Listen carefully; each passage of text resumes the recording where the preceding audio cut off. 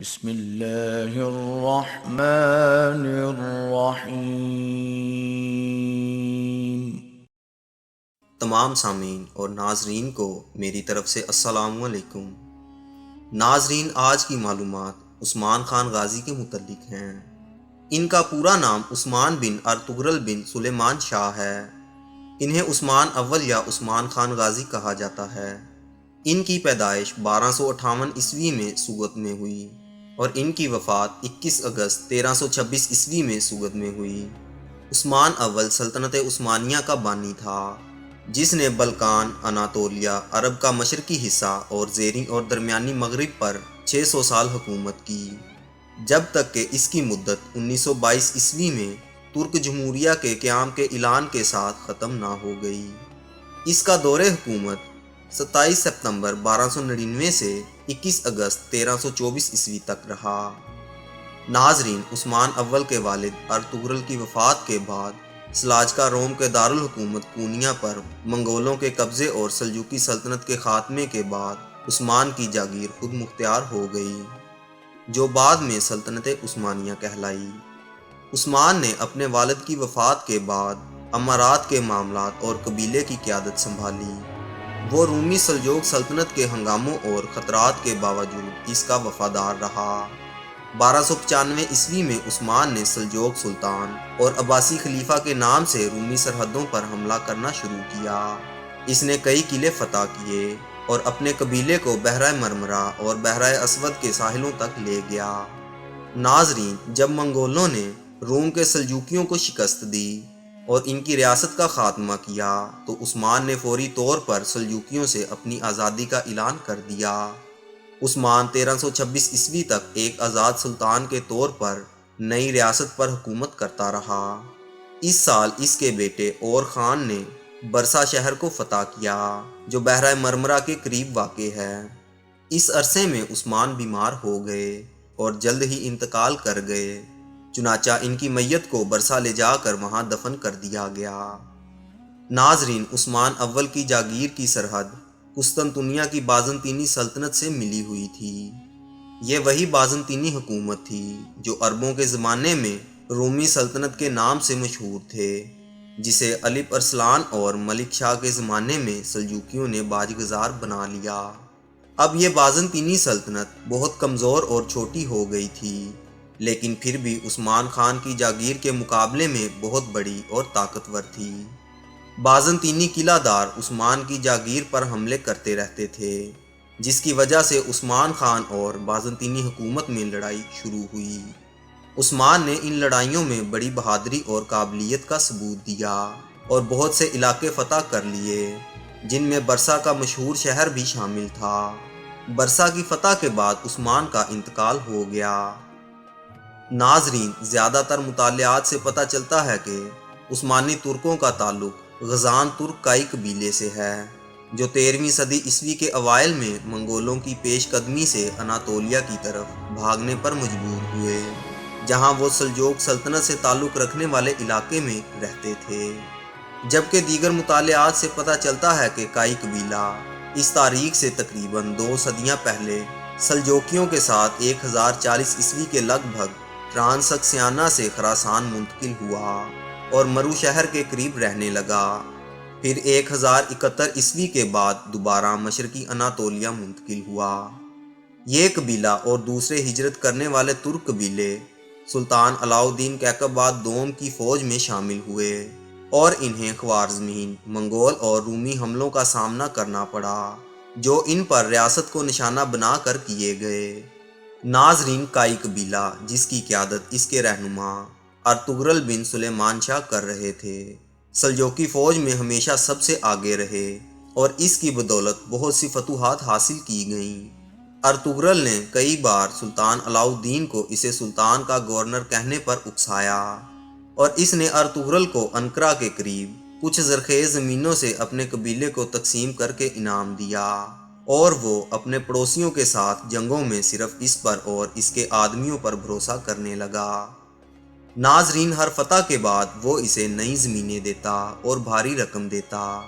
Ertugrul اس وقت تک سلجوقیوں کا اتحادی رہا جب تک کہ سلجوق سلطان نے اسے اناطولیہ کے شمال مغرب میں رومی سرحد پر واقع ایک علاقے میں منتقل نہ کر دیا، جو علاقے میں اسکی شہر کے ارد گرد سوگت کے نام سے جانا جاتا ہے، جہاں قبیلے نے ایک نئی زندگی کا آغاز کیا۔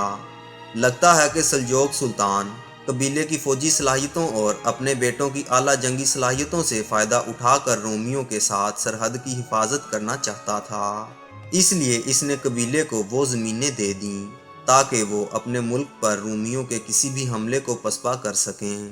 تاہم ارطغرل کے بہت دور رس سیاسی عزائم تھے، وہ اس خطے سے مطمئن نہیں تھا جو سلجوق سلطان نے اسے دیا تھا، نہ ہی سرحدوں کی حفاظت اور حفاظت کے مشن سے۔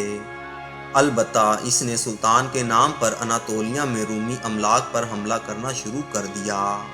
اس نے ان سے بہت سے گاؤں اور قصبے چھین لیے۔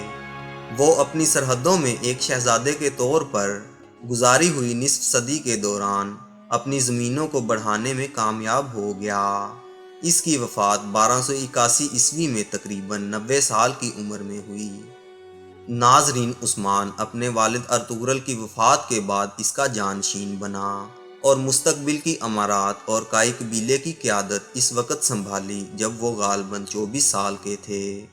ناظرین، اپنے دور حکومت کے آغاز میں عثمان نے اپنے پڑوسیوں کے ساتھ اپنے تعلقات میں سیاسی قابلیت کا مظاہرہ کیا، جہاں اتحاد قبائلی، نسلی اور مذہبی خطوط سے تجاوز کرتے تھے۔ اس نے اپنی امارات کی ضروریات کے مطابق رومی سلجوقیوں کے سیاسی کلچر کو نئی شکل دی۔ عثمان نے اپنے رومی پڑوسیوں، رومی شہروں اور دیہاتوں کے سرداروں کے ساتھ تعاون کیا۔ جب اس کا قبیلہ موسم گرما میں چرانے والے علاقوں کے درمیان منتقل ہوتا تو وہ اپنا سامان بلاجک کے رومی قلعے میں چھوڑ دیتے اور واپسی پر یہاں سے لے لیتے۔ اس قلعے کے حکام کو ان کی خدمات کے لیے تعریفی نشان کے طور پر جانوروں کی کھالوں میں محفوظ پنیر اور دودھ کا مکھن اور اچھے قلین، جو چرواہوں اور کسانوں یا شہر کے رہنے والوں کے درمیان بقائے باہمی کے رشتے کی عکاسی کرتے ہیں۔ ہر مانکا یا گاؤں کے حکمران عثمان اور کوسا میخائیل کے درمیان دوستی اس بقائے باہمی اور مسلمانوں اور رومیوں کے درمیان اختلاط کے عروج کی نمائندگی کرتی تھی۔ ناظرین، عثمان نے برادرہڈ آف بوائز کے ساتھ اتحاد کیا، اور یہ ایسے منظم گروہ تھے جن کے ارکان نے ایک ہی ہنر میں کام کیا اور جنہوں نے انصاف کی حفاظت، ناانصافی کو روکنا، ظلم کو اس کے راستے میں روکنا، اسلامی قانون کی پیروی کرنا اور اچھے اخلاق کا حکم دینا اپنا فرض قرار دیا۔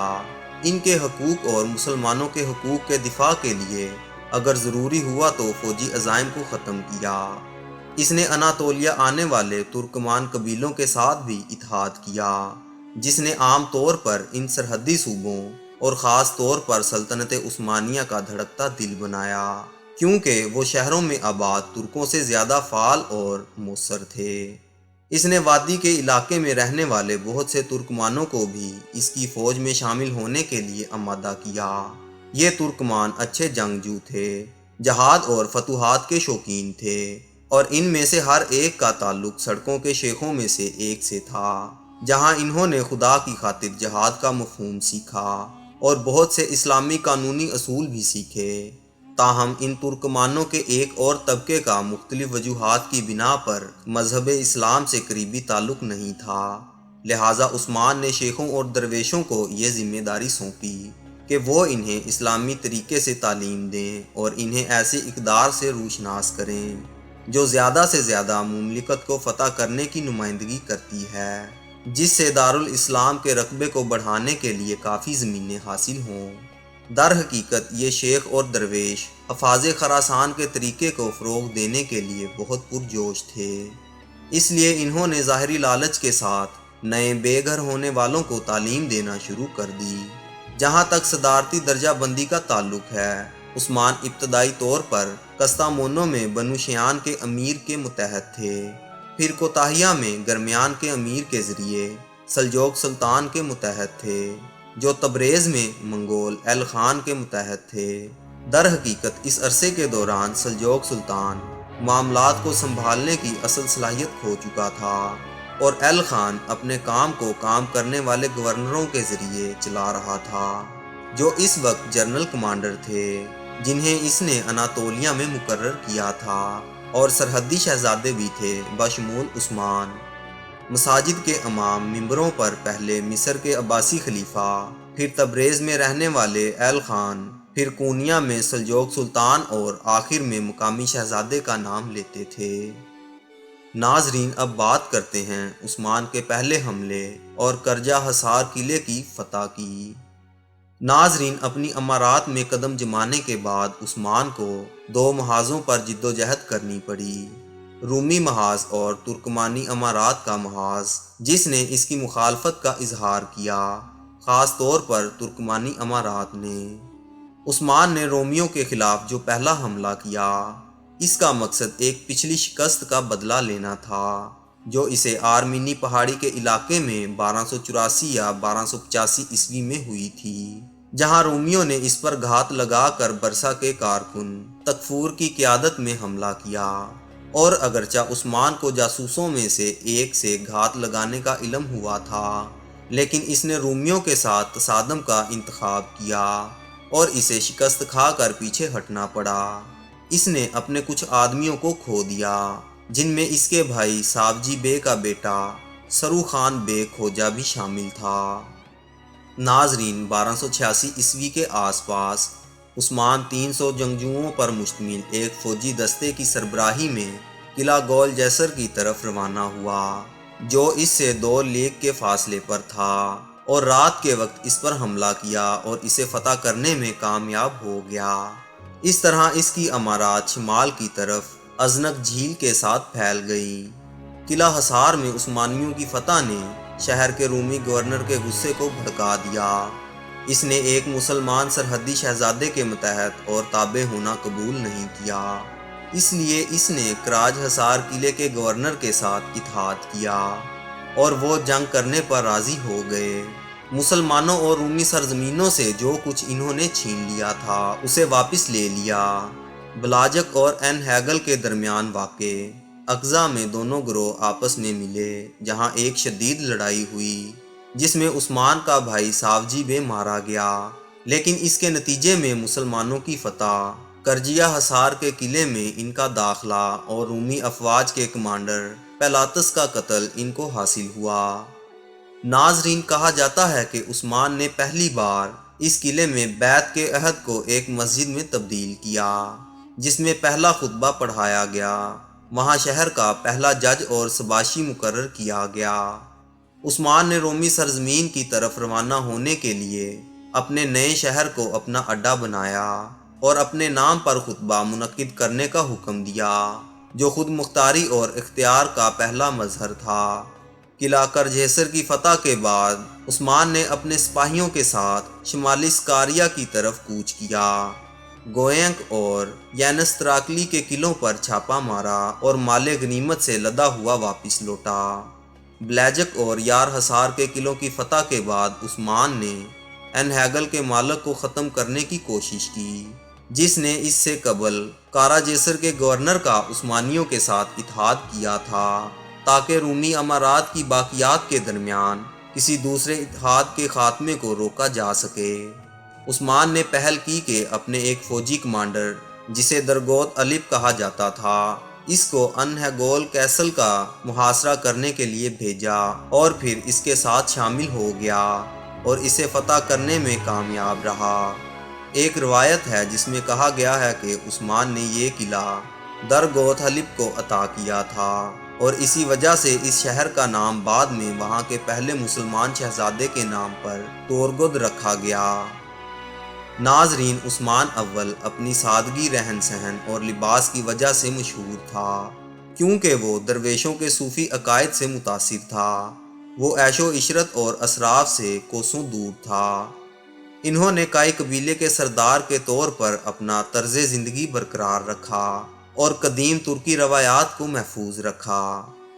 ناظرین، ارطغرل غازی اپنے فرزند عثمان کو ہر لحاظ سے پختہ اور کامل بنانا چاہتا تھا، اس لیے اس کی جسمانی تربیت کے لیے تورغد الپ، عبد الرحمن غازی، آقچہ توجہ اور کونور الپ جیسے عظیم جنگجوؤں کو ذمہ داریاں سونپیں، اور روحانی تربیت کے لیے شیخ ادیب علی سے درخواست کی، لہٰذا ادیب علی نے عثمان کے مربی کا کردار ادا کیا۔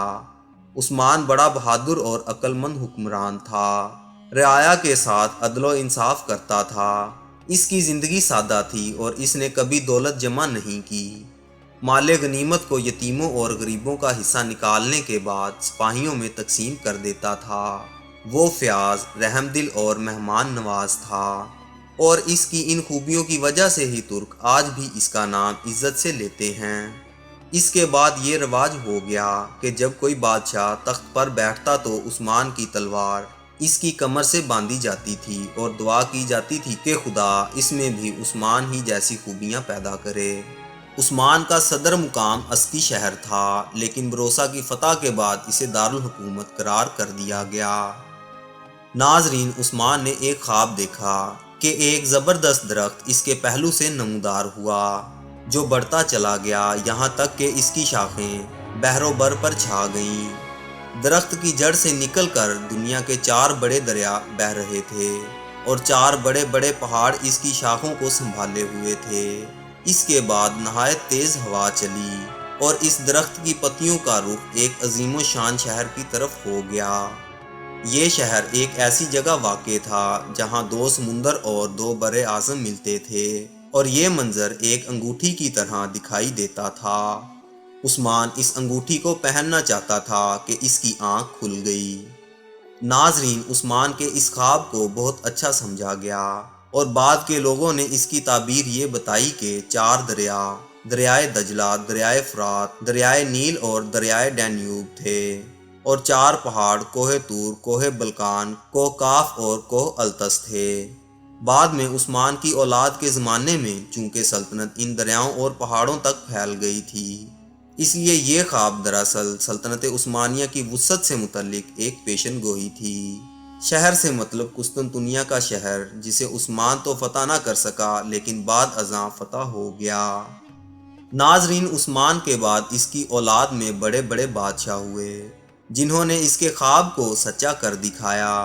انہوں نے 17ویں صدی عیسوی کے وسط تک اس کی شروع کردہ مہمات کو جاری رکھا، جس سے اس امارات کو تبدیل کیا گیا جس کی بنیاد اس نے ایک عالمی سلطنت میں رکھی تھی۔